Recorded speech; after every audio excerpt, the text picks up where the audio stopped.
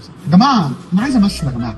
احنا بقى لنا 5 سنين قاعدين في بيوتنا، مش استاذ اسلام قال لنا اوبر مان ده هيخلينا بقى نجوم ومالين الدنيا. الحوار ده بقى له 5 سنين، انا قبل اوبر مان ده كنت بروح اعمل مشهد مشهدين، بعد اوبر مان ما بقتش اعمل اي حاجه، قاعد في البيت. تعمل قاعد في البيت ايه يا عم؟ ده وعدني قال لك تبقى نجم.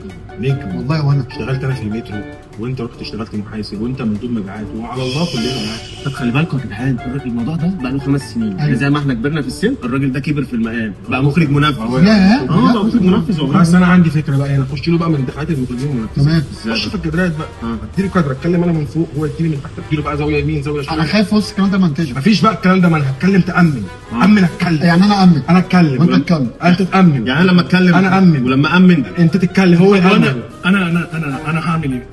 امن على كلامي. أيوة، اهم حاجه الامان والكلام. طول ما احنا امان وكلام. بقول لك ايه، ما نخش نقول له بقول لك يا استاذ فين اوبر مان وانت تامن. يلا امان وعلى الكلام. فين اوبر مان؟ اسلام فين اوبر مان؟